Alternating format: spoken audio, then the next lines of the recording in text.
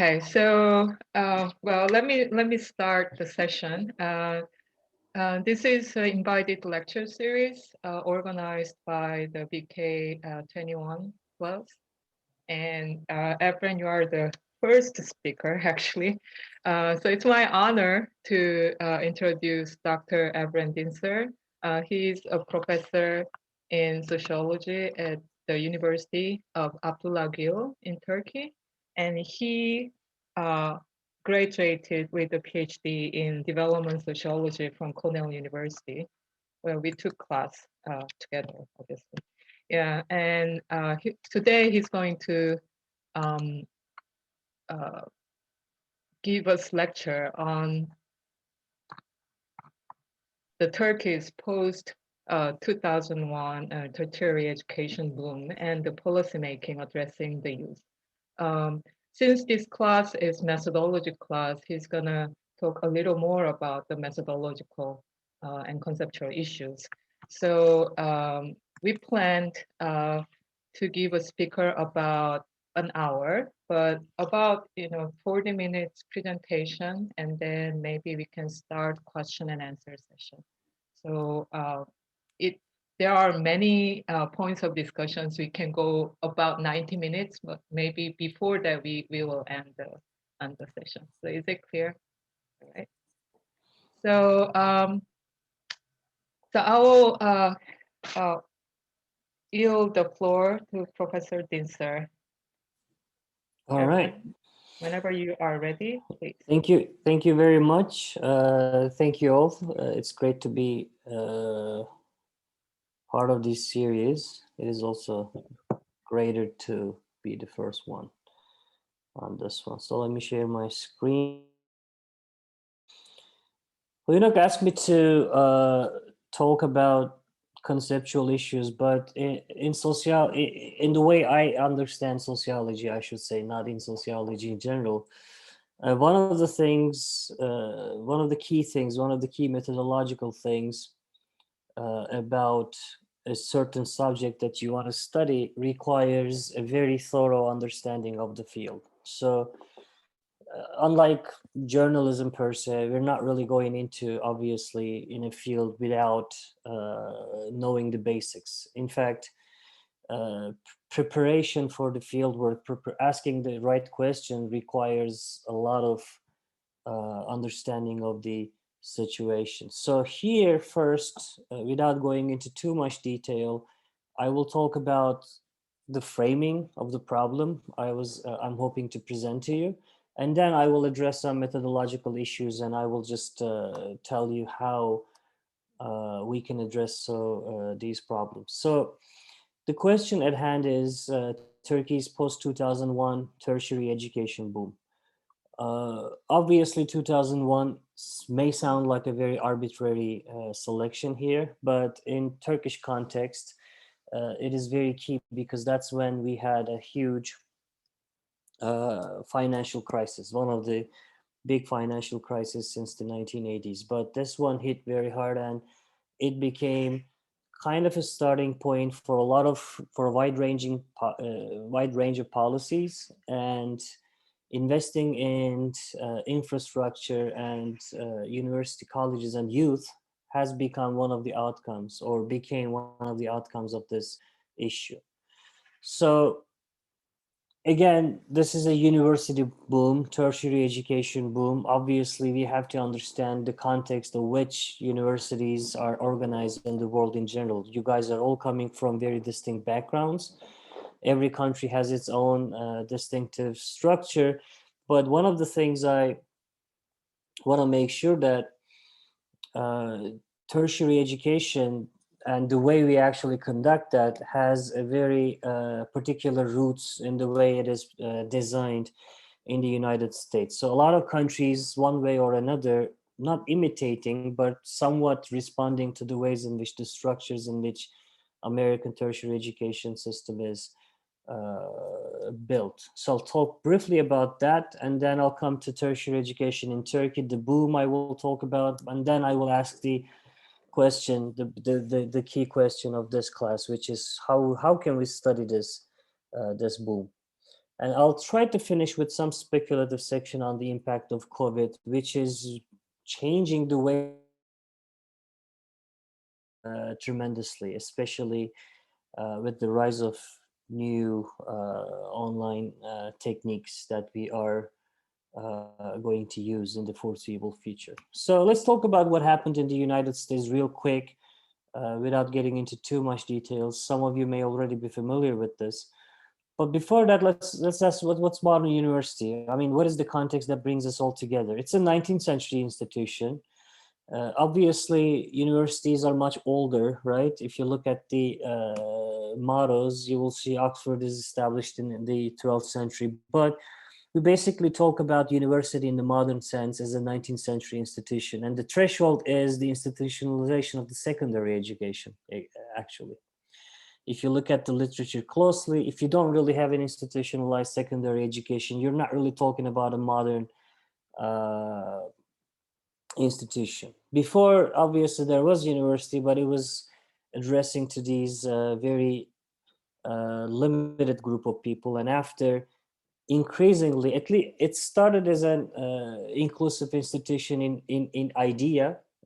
Ideologically, it was inclusive, but it became more and more inclusive as time went by. So now when we look at tertiary education in the world, one way or another, we're talking about an institution that is open to middle or in some cases lower middle classes. So United States was the first one that really actually went all the way in with this concept. This moral act, which I will not get into detail, was with a land grant institution. Huyunok and I actually studied at a land grant institution at Cornell University. So this is basically a nationwide organization mandating states to establish their university systems and have some sort of higher education system that would build upon and also support the secondary education. So these certain acts are actually key turning points. I'm not going to get into detail, but what happened at the end is these things are actually designed as engines of regional growth. So when we think about universities, we think about institutions focusing on science and culture, letters, as the British would say. But also these are all seen as basics engines of economic growth. So the geographical choices, if you are familiar with the locations of these land grant institutions in the US, you would see a lot of non-metropolitan centers of these states become very interesting.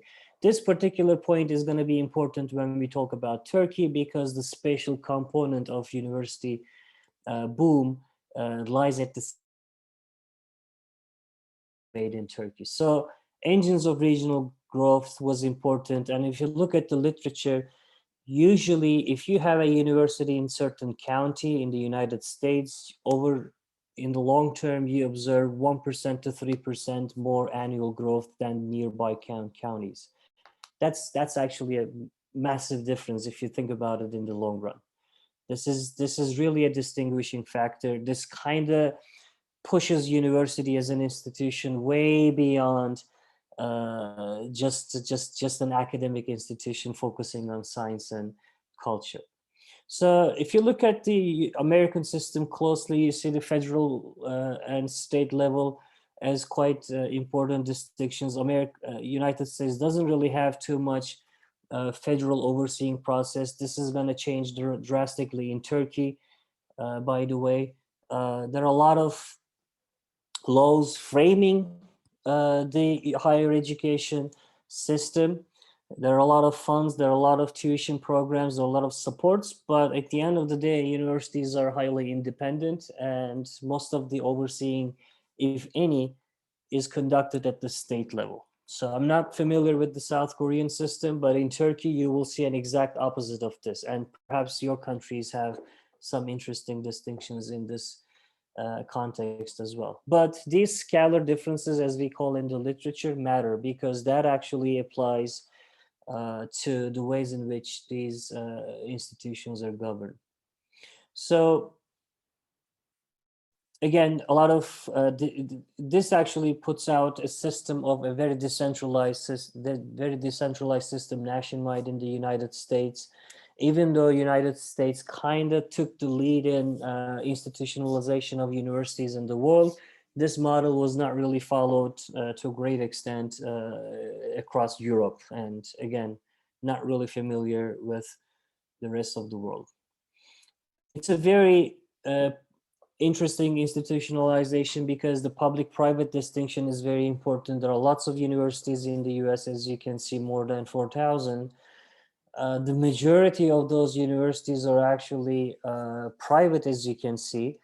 But these private institutions, even though they are very famous, very big, very important ones, they're not really that big in terms of absorbing the mass. So a lot of people are still coming out of these public institutions, which tells us that the middle class emphasis is still out there, right?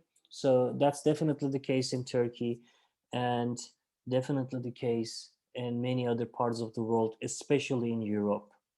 So this university system in the US actually, even though we go back to the 19th century for institutionalization, what we really see, people like myself who are coming from very modest backgrounds, my generation's ability, or people like me and our ability to even imagine a university education, is a post-World War II phenomena. This did not really happen before. Think about your own personal backgrounds and histories. Probably a majority of us will see that this opportunity was given to us, or at least as a class, as a group of people, this opportunity was presented to us precisely after the World War II. And United States in this case was not an exception.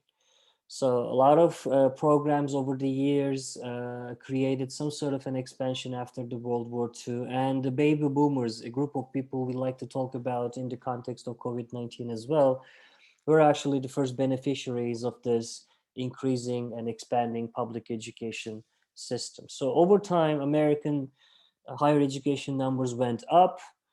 This was pretty much the case in the world. But again, when we come back to Turkey, we will see a significant delay in the process. A process that started in the US right after the war, started in Turkey only in the 1990s. Obviously, countries have different paths of development, right?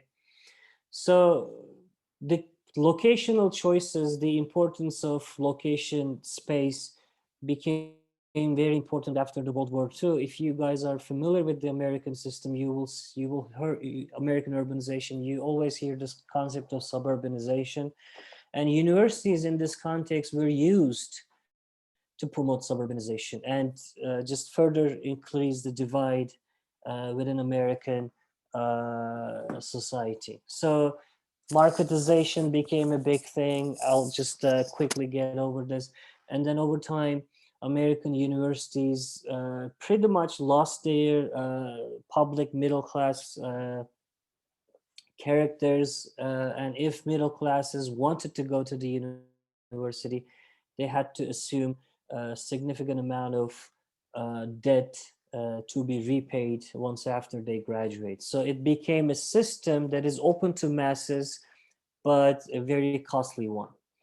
So this is a very hybrid model, and is those of you who are following the news closely will easily see that one of Joe Biden's policy agendas is to address this increasing marketization of universities or knowledge in general. So this is one of their big discussion. But if you look at it closely in the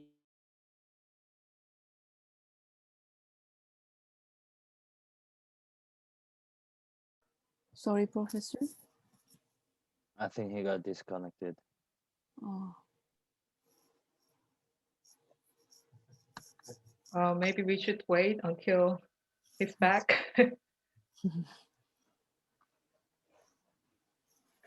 But so far it was Am quite I back? Yeah. Oh, you're Yeah. back. All right. So we are talking about, oh yeah, he's disconnected.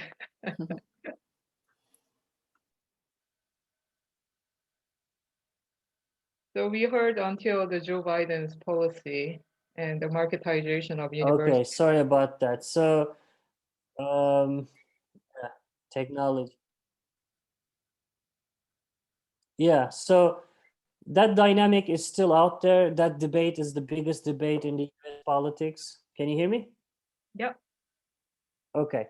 So again, I'm not going to dwell too much on, or I already did dwell too much on the American system. But overall, what we see here is when we look at the literature, we see actually models, right? So people talk about university models in the literature. So can we talk about, so these are the basic models that are out there in the literature. Are we talking about knowledge factories? Are we talking about universities as entrepreneurial centers? Are we talking about some regional innovation systems? Or oftentimes we have a combination of all those things, right? So in the United States, we actually talk about this clear cut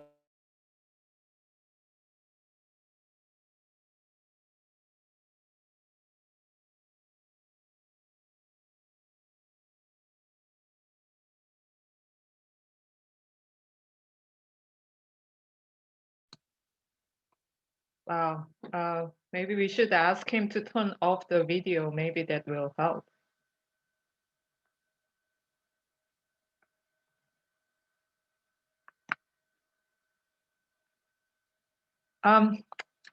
If you can you try to turn off the video so we can hear?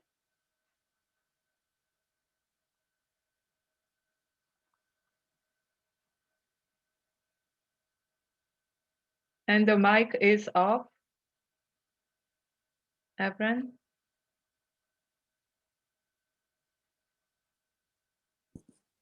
Hello? Yep, we can hear you. Yeah. Okay. Sorry about all this, guys. It's just, It's all right. I don't know what to say. Anyway, so when we take a closer look, we see actually some sort of a variation of university systems in the world.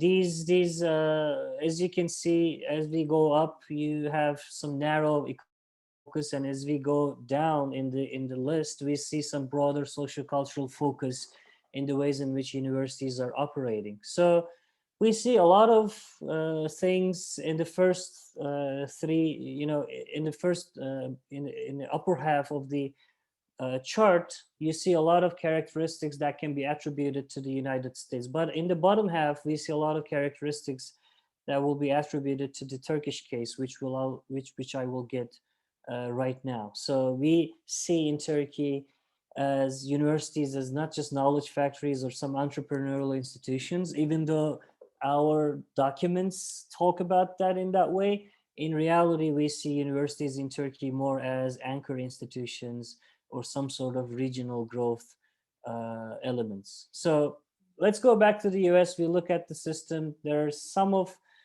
lack of nationwide strict control.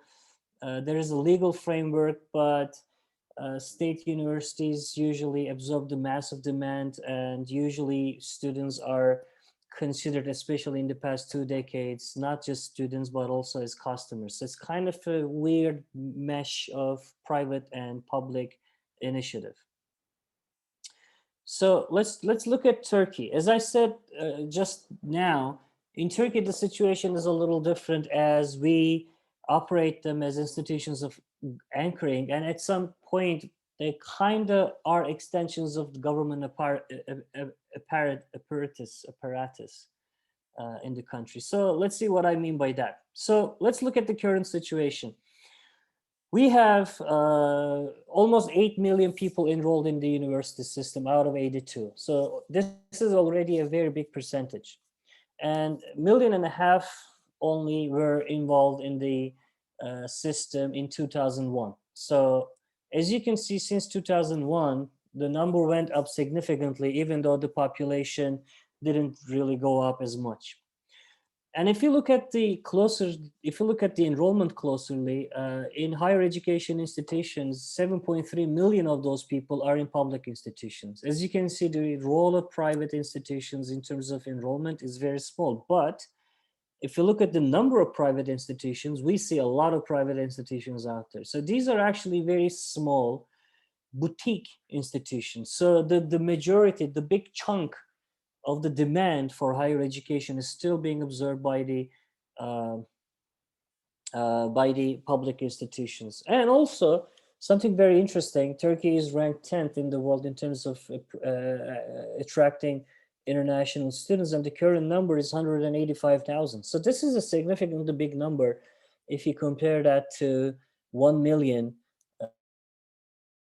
over 4,000 universities in the United States. And United States has been doing this for generations. So there's some change here, right? So not only the number is going up in Turkey, but also the composition of people is going up. In 2001, the number of international students was just negligible, couple thousand. So it's just a huge increase. So these are if you look at this chart, you can see how the number of institutions went up significantly, especially after 2001, right? Around 1984, there was just a handful of institutions in Turkey focusing on this. Obviously, very little demand, or even if there was demand, very little supply of university capacity in Turkey.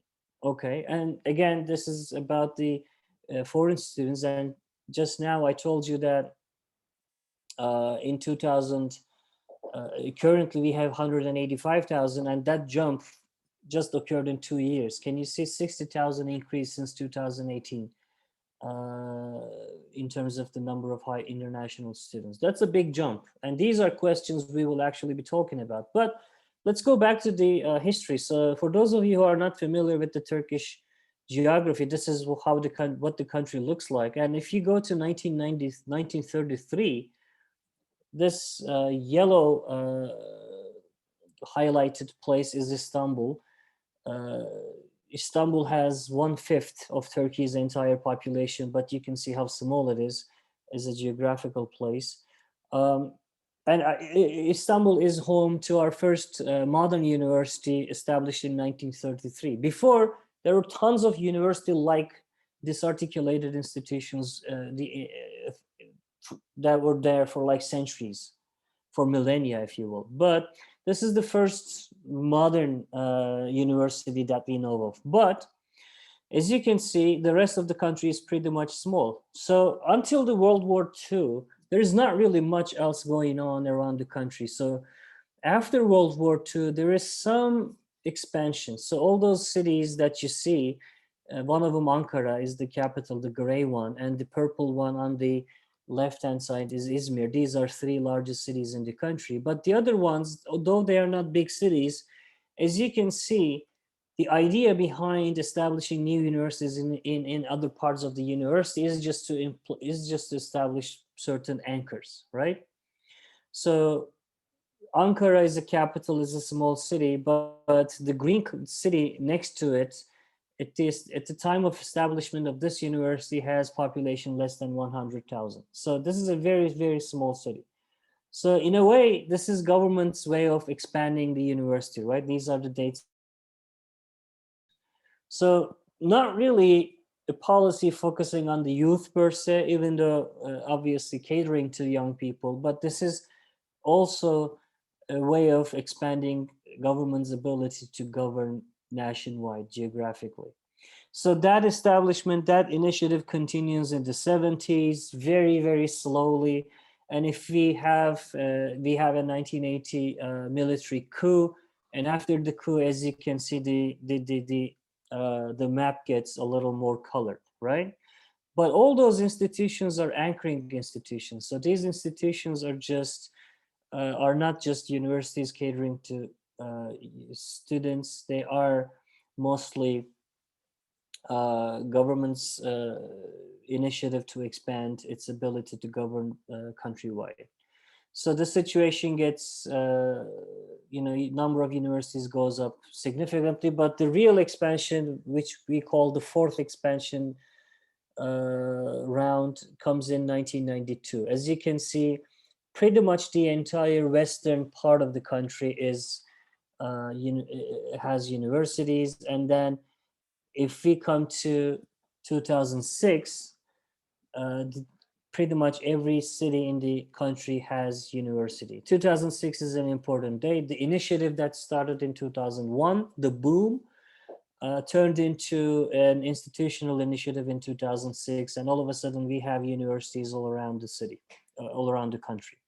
So as you can see, some sort of a development that the United States experienced over almost a century happened in Turkey in pretty much the last 2 decades, right? So it was a very exclusive institution, basically focused on some cities, and then it became a huge a huge nationwide system. And this is also interesting and diverges from the American model, as the entire university system is governed by the Higher Education Council. Universities are independent in theory, but anything and everything, including their presidents, are being appointed by the Higher Education Council based in Ankara. Okay, so in a way, if you compare to the American system, the whole thing operates as a one grade land grant system. And in public universities, wages are standardized. If you're a professor of sociology, it doesn't matter. If you're a professor of electrical engineer, you get the same exact amount, even if you're based in a very expensive city like Istanbul or in a very small city like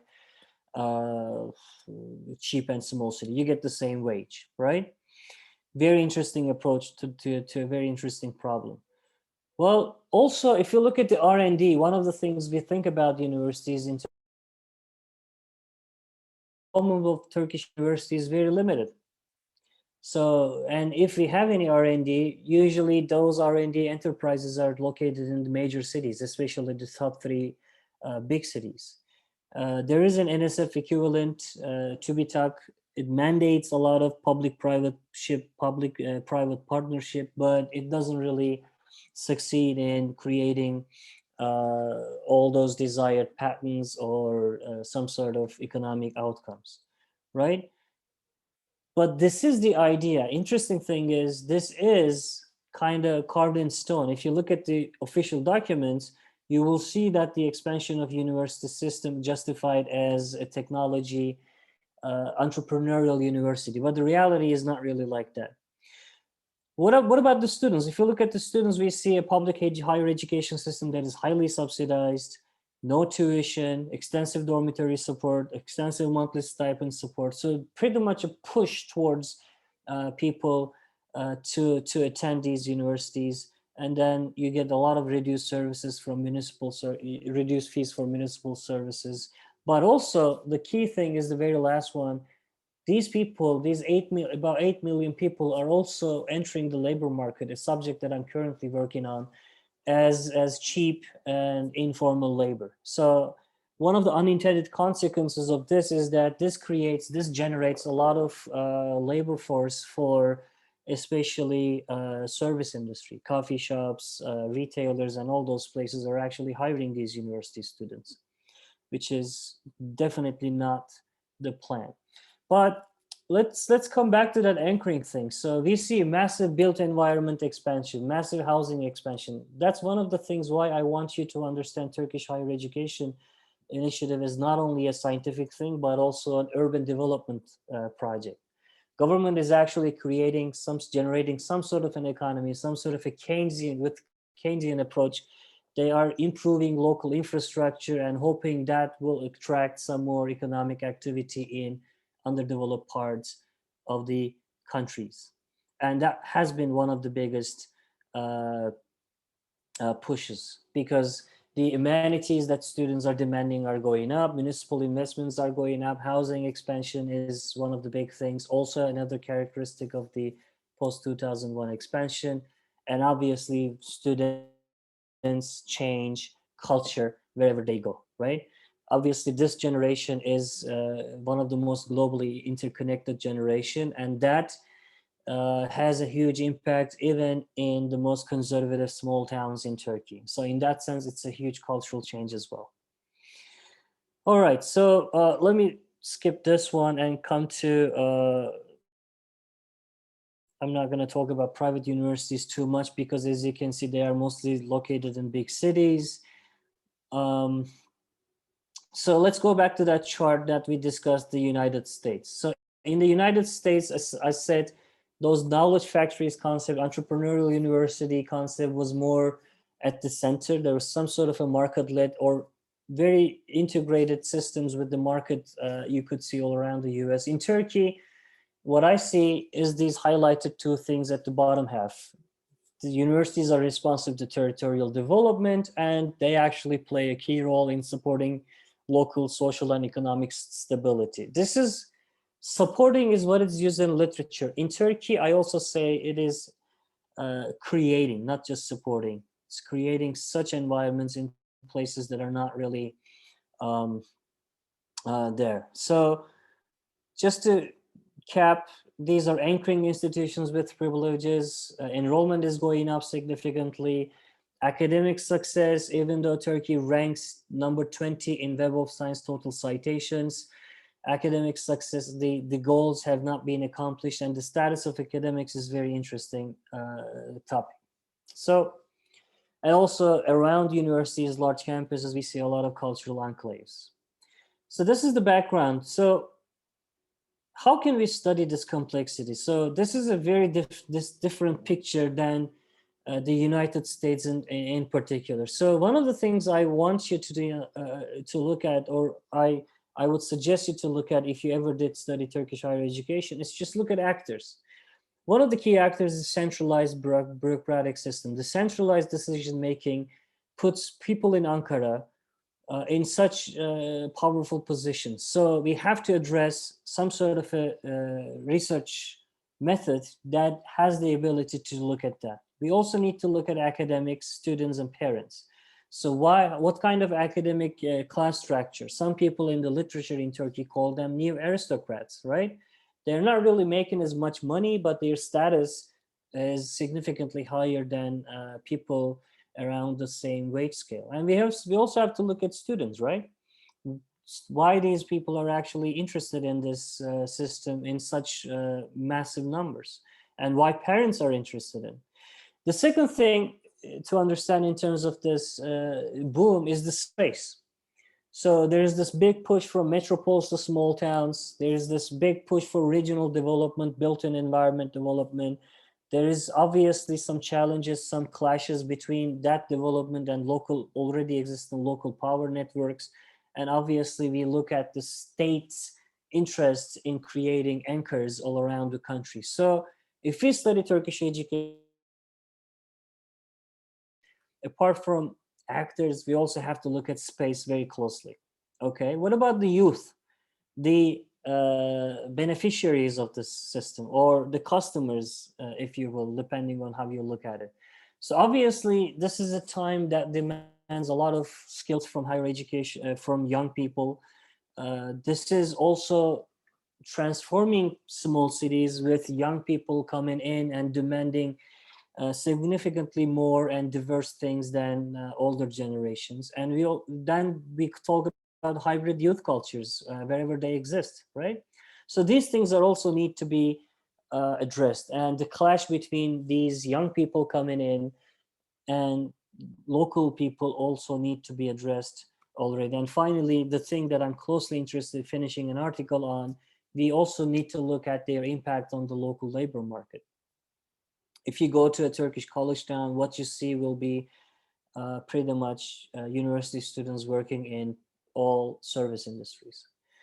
So methodological issues are pretty much universal, right? We have to look at the literature, we have to look at official sources, we have to conduct an archival research, a quantitative study, qualitative and qualitative study. So this is pretty much universal everywhere, but how can we use these to address the problems we have at hand? Well, let's look at that closely and finish with that one, because this is a methodology class, right? So let's look at the official sources. In Turkey, unlike the United States, the official sources and higher education, Council of Higher Education in particular, comes out as a main source of data. Obviously, census is important. Obviously, municipal records has to be complemented. But my own research on the current city I live in tells me a story about the municipal records especially with regards to the built environment expansion right outside of the RGS University, which is the anchor university in this town. When I interviewed people, I saw the municipal records, and the reality itself actually tells different stories. So when you go to those official records, you cannot assume that they tell you the ultimate reality. You have to just make sure that those are checked on the field as well. I will get to that detail in a little bit.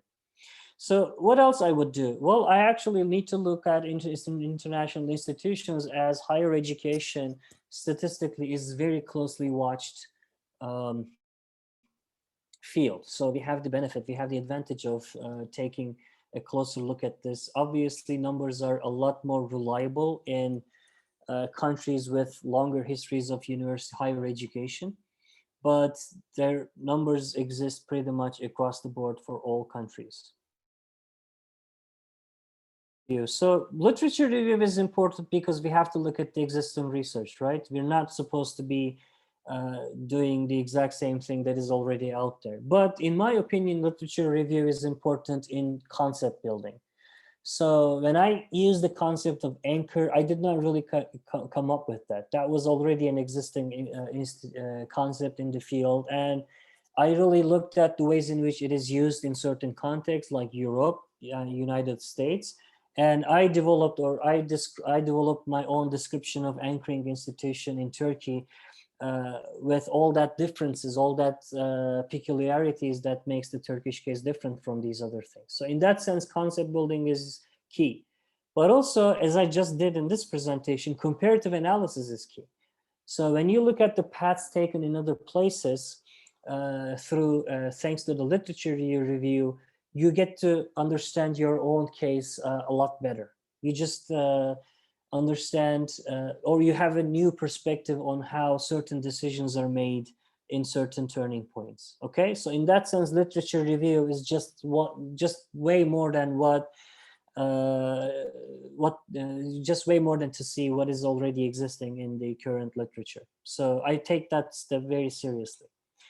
Quantitative studies are obviously very important. We need to collect data, and as you all know, and your generation is way more skilled at this one than my generation, data collection is getting easier and easier. So this is not just reviewing official sources. You can conduct surveys, and thanks to those online methodologies, it actually gets significantly easier to conduct such things. And especially if you are conducting a research on Turkish higher education boom after 2001, that means you are interested in 82 cities, more than 200 institutions, more than 150,000 academics, and more than almost 8 million students. So those surveys play a very, very key role in conducting your study. And also these surveys, I'm not really stuck with surveys only. We conduct surveys actually to better understand the situation, right? So in this sense, surveys are going to help you to prepare yourself for closer analyses on whatever aspects of those studies that you find relevant to your study, right? Our surveys actually was what directed us to study employment in this particular context. So let me give you an example. I conducted a study on students who are working in the coffee shop industry in Turkey, and I focused on. The reason why I get to that is not just my observation. I obviously observed a lot of people personally in the field who were, but I could not really rely on my own research to just take the next step. I conducted a very basic survey in my own institution, and I saw this was actually a very common phenomenon. So that allowed me to just prepare myself for closer analysis of that situation. So at the end of the day, my study was qualitative. It's mostly based on interviews, but that's in a way that was made possible with that information I had already about the field. So what can we do with the qualitative study? Obviously, you study these things in this class, but participant observation, focus groups, and interviews are key.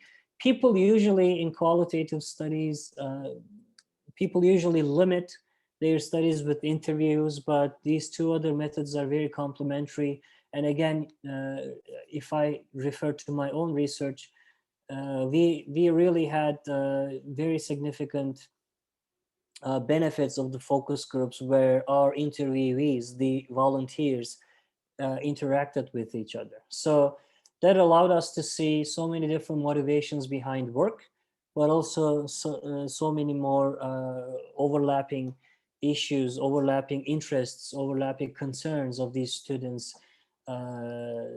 who chose to work while they're still students. And a lot of these students were working full time. So this qualitative aspect is very important as well. And the online tools is an important component, guys, because a lot of those SurveyMonkey or different Google based programs, there are tons of such programs out there, gives us some ability to conduct quantitative elements of our research easily.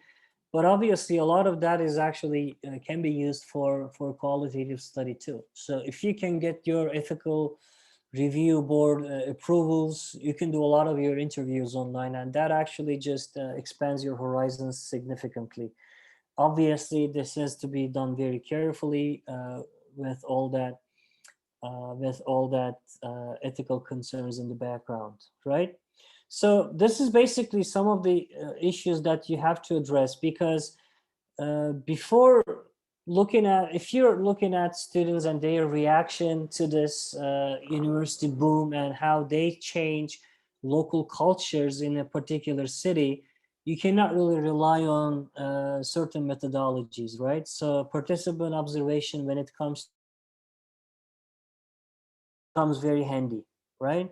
In that sense, you have to look at the interaction between locals and students, but it is not just interview. It has to go a lot more beyond that to make sure that your questions are really answered. So if you look at a very large field, I almost define this Turkish higher education system as a research field.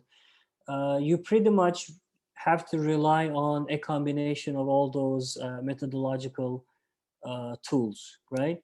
In a sense, there is not really much reason to favor one over the other. Obviously, some questions are going to direct you to certain ones. Some questions will restrict you. You will not always be able to conduct surveys in certain areas, but the problem itself is so huge. It requires a relatively well-established combination of some of these methodological tools, which is what we do in our studies. So we kind of try to incorporate all those things together. But my biggest recommendation is to have that comparative perspective in the background, right? So that allows you to study, even if you're studying an individual country, which could be your own country or somebody else, some other countries, it really helps to put that in perspective with the help of the literature existing on these other places. So it doesn't really matter if that comparison at hand is comparable, if you will. So obviously, Turkey and the United States are very different. I'm not really comparing them to just rank them. I'm comparing them to better understand these individual cases. So in that sense, that part of the conversation is very important. So I really went over my time limit, but I want to say a few things about the impact of COVID-19, which is another research we are conducting. The COVID-19 pandemic, especially online education, took students away from campuses, and that had a huge impact on our students. I don't know how it is your experience.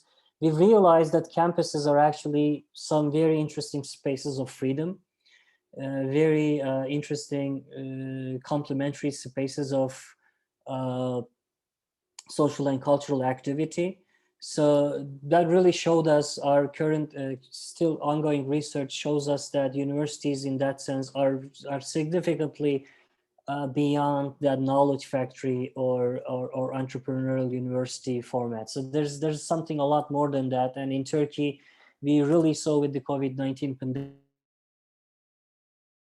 university expansion is basically a space, a cultural space, a physical space, and some sort of a space of differentiation for young people from the rest of the society. So it was proven, not proven, I shouldn't use that strong of a concept, but we really see that these universities became some sort of a sociological, not enclaves, but sociological places to be researched in their own fashion. So I would like to stop right there. I hope this was meaningful to some extent, and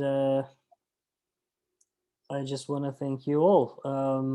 I know I didn't really spend too much time on the methodological issues. I thought maybe we can cover that in the Q&A a lot more once we have the background ready. I hope that tactic is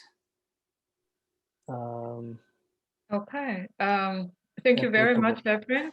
And well, thank you. yeah, it was very interesting. I actually wanted to hear more about the Turkish situation. Obviously, the question you get and the field of research is not small. And it's almost like the rise of modern university system, like since the 2000s and what it is. Yeah. Yeah, it's not a small question at all, but I hope that the graduate students gain some idea how to approach the social issues or the questions. So let me take questions from the floor. If you have any, could you please raise? Or you can say directly, or you can send a chat message also.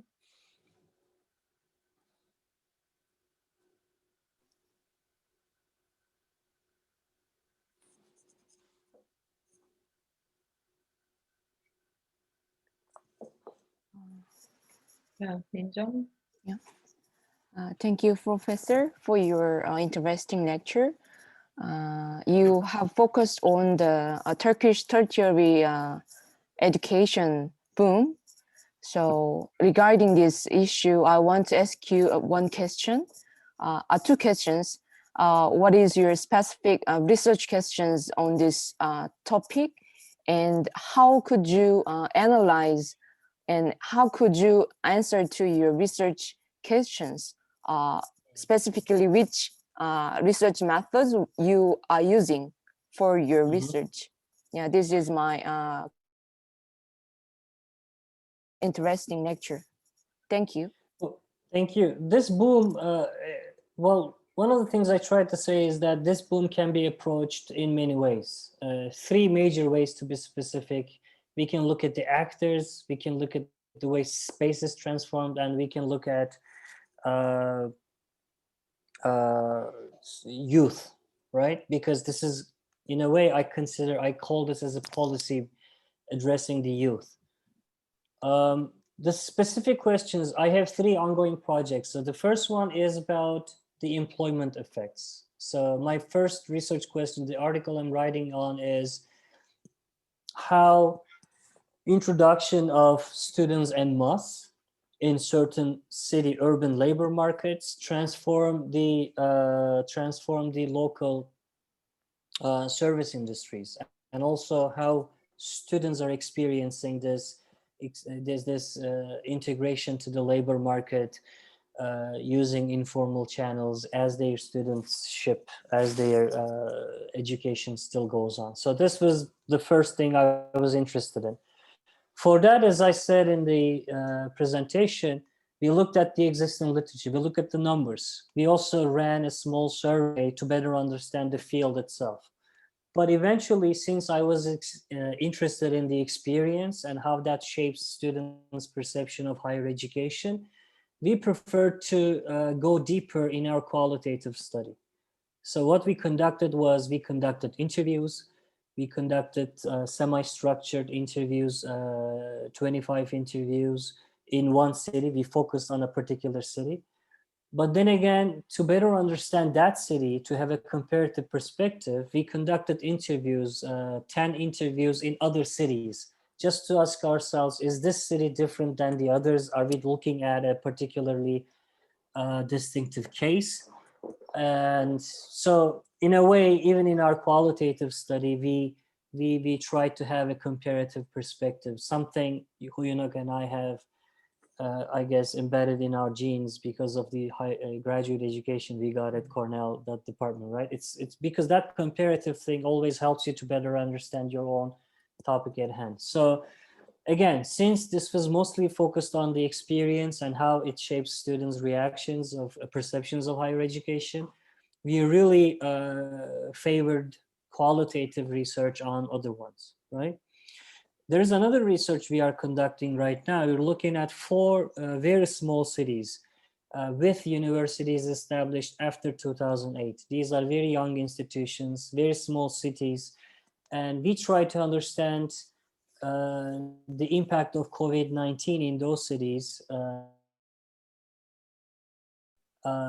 primarily in relation to the lack of access to campus, that freedom, the freedom of space. So we want to understand if this COVID-19 pandemic had an adverse impact on students' experiences of higher education, because they are mostly stuck at home, right? And we focus on small cities because we think in small cities, when we conduct our preliminary research, we see a lot of the amenities, a lot of the things that appeal to students in small cities are actually inside of the universities. So those small cities offer much less opportunities to students outside of those campuses or in city centers. So we wanted to understand how we can look at this and how we can understand the relationship between the student and the campus and the city. So for that, we needed a much larger sample. So for that, we designed a quantitative study. We designed a survey, and we're focusing on 4 small cities, and we're going to run that survey. But we're not going to start with the survey. We're also looking for interested parties in the survey. We have a question for those people who are interested for interviews or for some focus groups. So in a way, we do the survey because there's not really much information, much data out there, obviously, because COVID-19 is still ongoing, number one. Number two, these small cities, there's not really much research on them. So in that sense, we really need that aggregate data to better understand what's going on in those small cities. So that was the second research question. The third one is a much larger one. I'm part of a project looking at the quality of life in 10 metro areas in Turkey. These are metro areas, so universities in these places are not really as important as they are in small cities. So these are already developed cities with a lot of opportunities, amenities. But we want to understand how that still plays a role, right? How those cities are still engaging with students, and if those cities are making any difference in students' choices. So for that one, we also rely, since this is a 10-city study, we also rely on quantitative research, but basically surveys. But one thing I want to say, in every kind of research you conduct, you always have that literature and official data, in the background. Without that, there is not really much place to cover, much space to cover, to be honest with you. So Sundar Venkatesh says, and sociological and anthropological studies are not about things that you don't really know nothing about, right? You know a lot about those places. That's why you want to know something more profound. So that's why that background is important. But for that 2 specific studies, those are the methods I employed.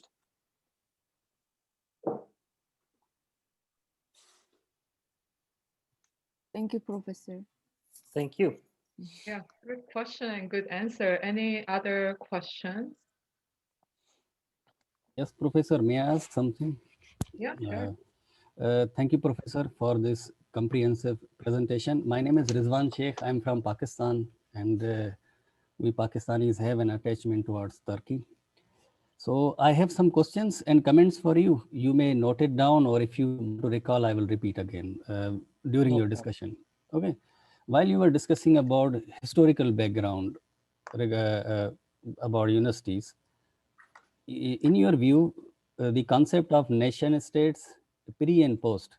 So before the concept of nation state, I think that education was universal. Everybody from one country to another could easily travel, but that was knowledge specific. But right now, education has become skill specific. During those eras, skill was quite valuable and people used to hide it, but knowledge was so universal. So maybe you can elaborate upon that. Secondly, what is your view? In Turkey, usually in most of the universities, I have seen that students go into universities and become some sort of neo-Marxist. So does that happen in Turkey? Because even in the example of Japan in 70s, they put up a huge fight and many students died in that. And you know what? You said about 185,000 is the current strength of international students in Turkey right now. So what I'm interested in, the year 2023.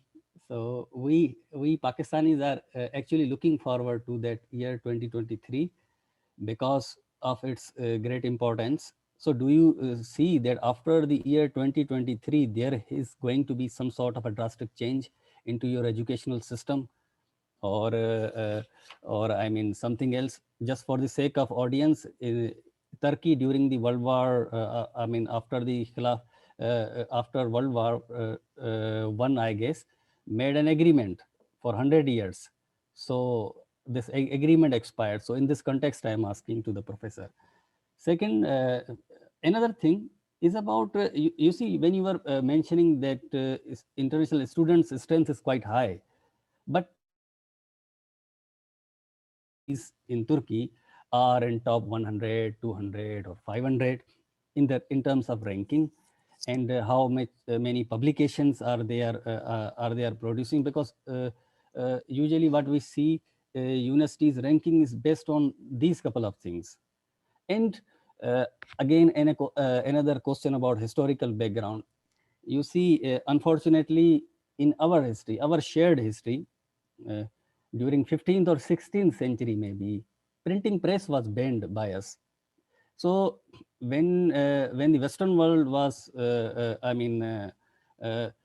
already had so much knowledge and so many things, but we lagged behind. Do you think that had the printing press was not banned, especially in Muslim world, our universities could have, developed with the way, I mean, for example, in Baghdad, Iran, and also in Turkey. So they could have also been just like what we see in Oxford, Cambridge, these old universities.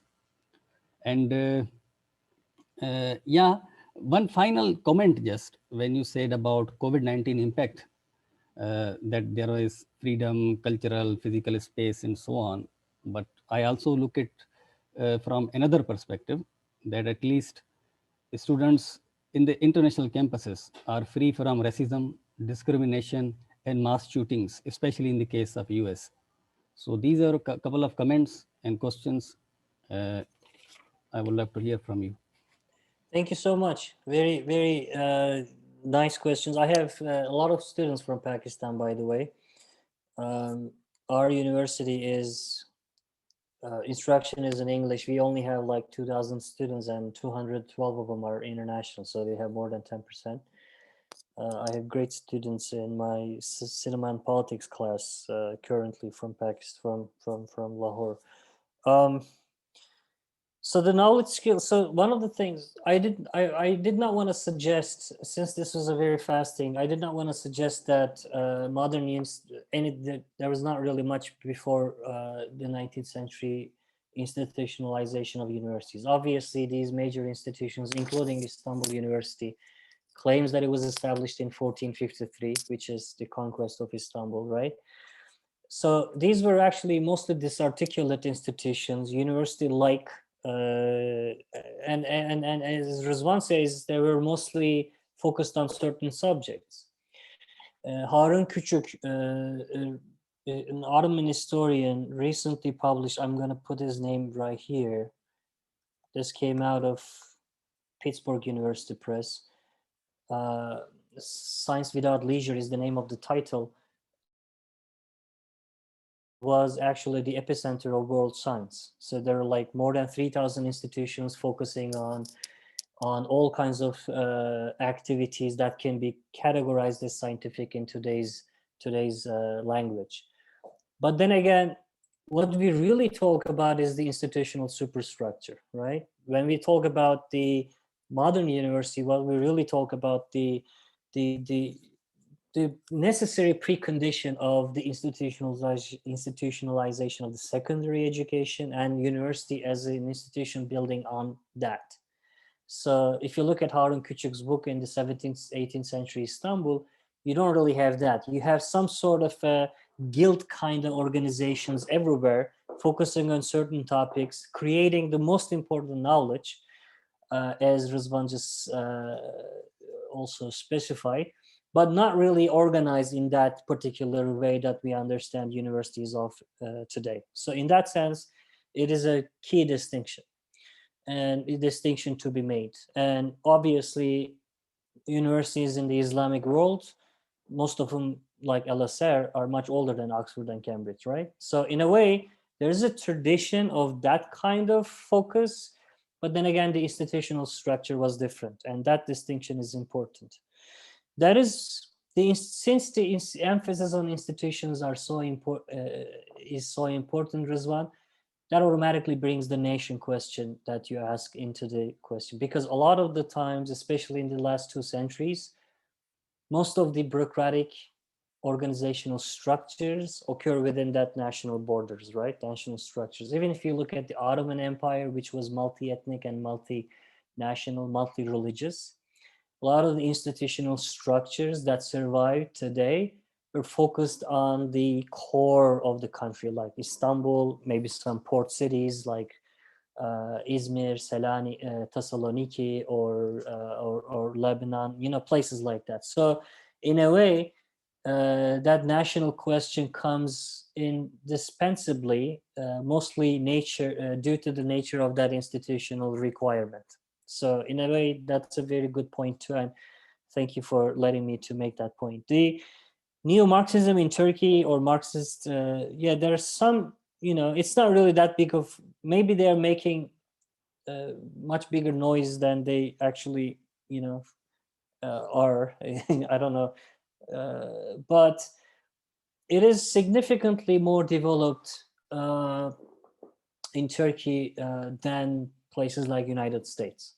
And also in United States, there could be some tendencies, but they are not really engaged with actual politics, at least until recently. In Turkey, it is a very those universities and academics and activists at the same time, and that is a reality, even though it has been waning, unfortunately, recently. The 2023, it's not really that big of a point as you think it is. It's way more symbolic. There's not really an agreement that expires in 2023. It is the centennial of Turkish Republic. It is very important. It has all the symbolic value in the world, but it's not really going to change much. Definitely not about the flow of international students. So the ranking issue is important.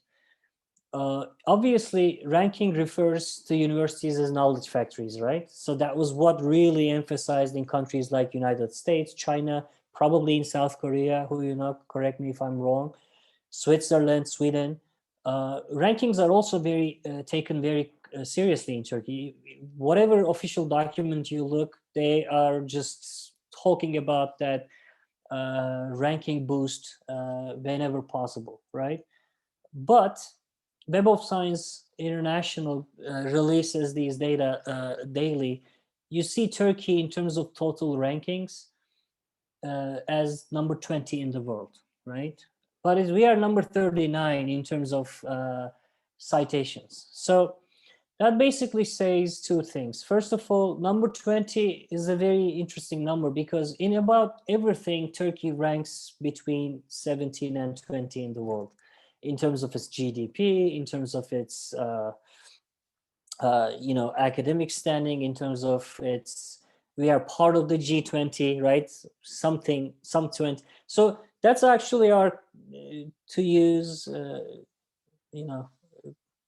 that's kind of feels like a natural state for us to be in. But if you look at the citations, we go all the way down to 39, which says maybe we're just talking oftentimes to ourselves. Maybe that thing coming out is not really that international. And also, if you look at the absolute numbers, the difference between the United States and the rest of the world is just humongous. So you still see a lot of push by the US and China on top of that list. And in terms of that, Turkish universities, where we have a few very distinguished universities in top 500, like 3-4. My university is in top 200 in a Times Higher Education ranking, specifically for small universities. There's a ranking for small universities in the world. We are in top 200. But then again, our major universities may or may not be in top 500. My alma mater is always in top 500, but we don't really institutions in that list any given time. It's just a few. So in my opinion, that also shows the characteristics of Turkish higher education, which is mostly based on those anchorings and bureaucratic organizations, right? So in a way, it's a good measure to look at. It's a good methodological tool to understand the role of Turkish universities.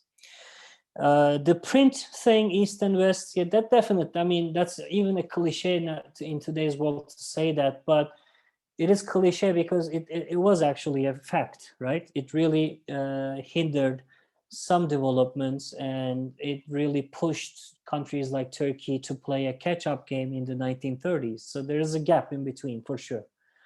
But then again, it was there for a reason, or for a number of reasons, and it is there for yeah, there's not really much else to say about that, to be honest with you. And in terms of COVID-19's impact on students being free from racism on campuses, I mean, Ruslan, that's not a solution, right? I mean, obviously that may help a little, but obviously that's not a solution to racism. And I hope it'll change. We really, I'm also taking initiatives for our international students here to make sure that we don't have such problems on campus or in the city in this context. So there's a lot of work to do on that one. And COVID-19 is obviously not a solution, but just a very, very, very, very negligible or small temporary relief, if I may. So yeah, I hope these answered your questions as well. Thank you. Thank you. Any other questions?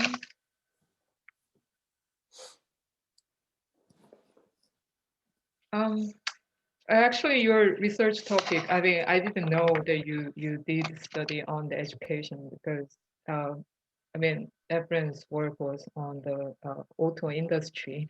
But your presentation made... Labor. Yeah, labor, okay. Your presentation made me think about the Korea's own history on the university, because from the 80s onwards, Korean government took the policy to promote, to establish universities, private universities. I don't know the reason in particular, but probably it was the similar reason. I mean, partly it is due to the regional development sort of the idea, because the development was too concentrated Seoul metropolitan area. However, we have this very interesting population structure, as you know. as the number of high school graduates are declined, and we call it the population cliff right now. So the Ministry of Education faces the problem, and then they kind of try to, of course, the government cannot make private university to shut down, but they implemented many measures, all kinds of evaluation mechanism, and then they relocate the state funds to different universities. Now we are also under this monitoring system. So I don't know. What is the population structure right now in Turkey? Is it rather a young population? I mean, if you see that much growth, 8 million people go to the university.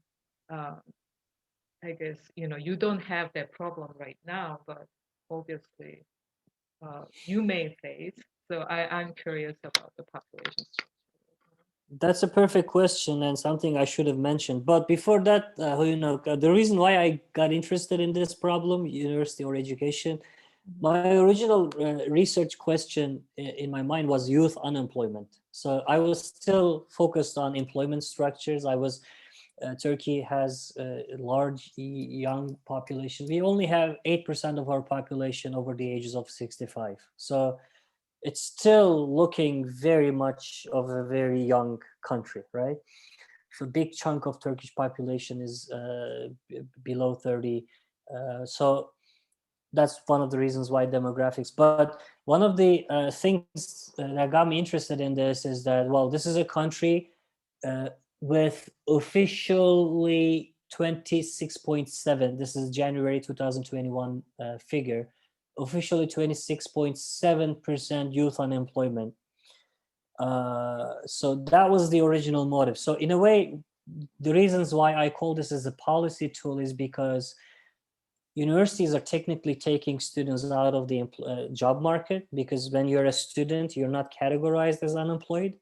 So in a way, that was a way of addressing that. But then again, I kind of consider that as a statistical error or statistical trick.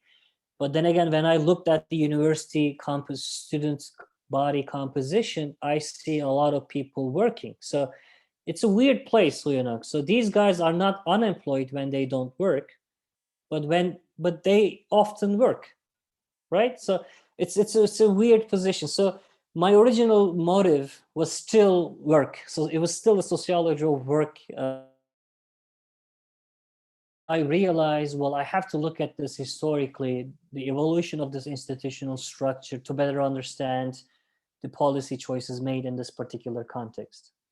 So in that sense, my entry point was employment, work, but then again, the problem itself forced me to look at all those economic development initiatives, all those anchoring policies, all those cultural choices of the young people.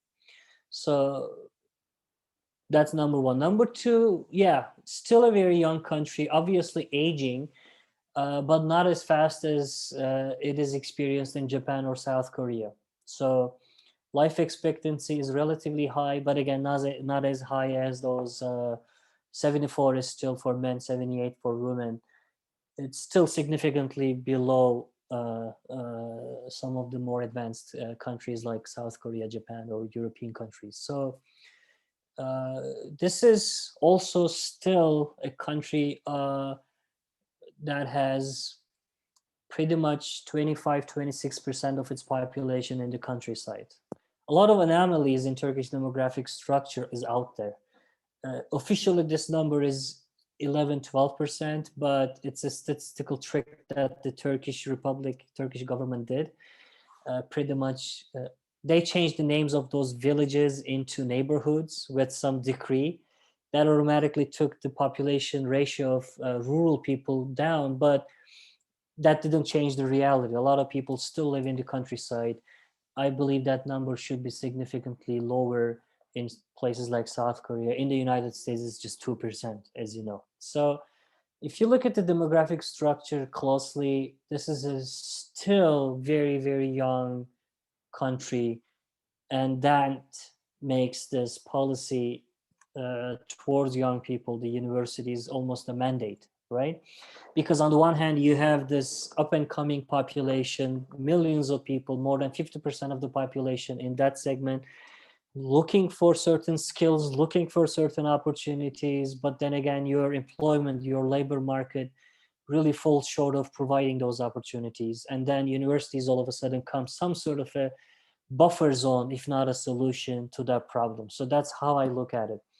And primarily, those choices are made because of that demographic structure you just mentioned, because there is a need for those policy choices. But my question is, well, what kind of answers are these policy choices providing us? In my opinion, it's just a combination of a lot of things. I mean, the ranking issue Rizwan was talking about is a byproduct, because when you really look at the number of universities established, you're not really focusing on the quality of education.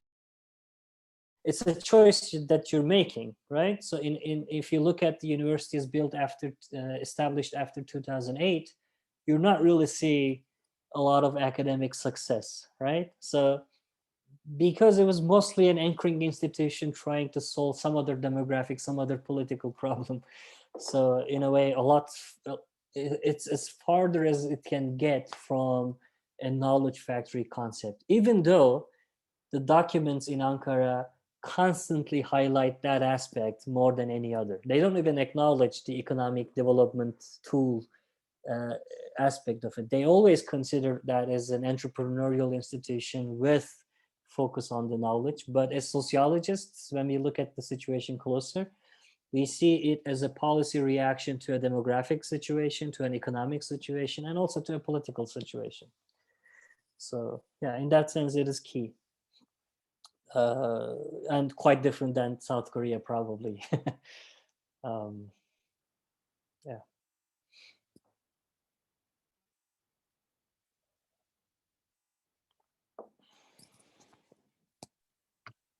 Thank you very much. It just made me think about do a little more research on the background on the the boom of university boom in Korea, actually from the 80s and 90s. And probably it was a similar motivation. I haven't seen any research on that, but probably it would be quite interesting. Let's do it. Okay, all of a sudden, yeah, comparative project. All right. I guess students are very much benefited from your talk. Is there any questions, more questions? Okay, I think we took enough time. I hope that it was helpful. I actually had more questions on online interview, but maybe we can discuss later, so then I can share with my students. So thank you, Evren, for your excellent talk. We learned a lot and it was very helpful. And hopefully we can do some more joint project together later. I'd love to. Yeah, okay. Thank you very much. Thank you for the questions. Thank you very much for the participants and students who raised interesting questions. And for those who take my class, we are going to meet in the other Zoom online at 4:30. All right. Thank you very much. Thank you. Bye-bye. Thank you. Bye. Thank you.